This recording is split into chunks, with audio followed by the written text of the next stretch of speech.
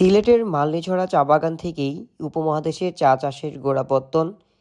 এরপর দেড় শতাব্দীর মালনীছড়া বহু ইংরেজ, পাকিস্তান ও বাংলাদেশি ব্যবস্থাপকের হাত ঘুরে 1988 সাল থেকে এখনও ব্যক্তিগত মালিকানায় রয়েছে। শ্রীমঙ্গলকে চায়ের দেশ বলা হলেও সিলেটের এই চা বাগান থেকেই চা চাষের গোড়াপত্তন। রাতারগুল বাংলাদেশের একমাত্র সোয়াম্প ফরেস্ট। এটি সিলেট জেলা শহর থেকে প্রায় 22 কিলোমিটার দূরে গোয়াইনঘাট উপজেলায় অবস্থিত। রাতারগুল বনটি প্রায় 30,325 একর জায়গা জুড়ে বিস্তৃত। এই বিস্তীর্ণ এলাকায় 504 একর জায়গায় রয়েছে বন, আর বাকি জায়গা জুড়ে ছোট বড় জলাশয়ের পূর্ণ।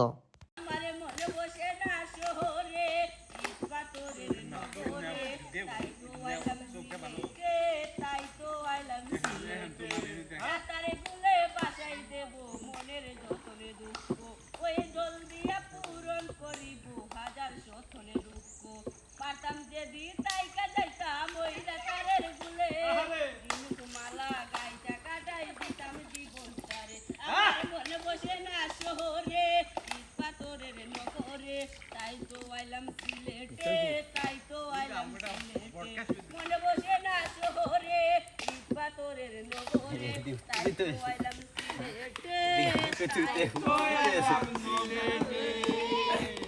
রাতারগুল একটি প্রাকৃতিক বন। স্থানীয় বন বিভাগ এখানে হিজল, বরুণ, করত সহ বেশ কিছু গাছ রোপণ করেন। 1973 সালে বাংলাদেশ বন বিভাগ রাতারগুল বনের 504 একর জায়গাকে বন্যপ্রাণীর অভয়াশ্রম হিসেবে ঘোষণা করে। সিলেট জেলার সীমান্তবর্তী কোম্পানীগঞ্জ উপজেলায় অবস্থিত প্রকৃতি মায়াময় মোড়ানো ভোলাগঞ্জ দেশের সর্ববৃহৎ পাথর কোয়ারির অঞ্চল।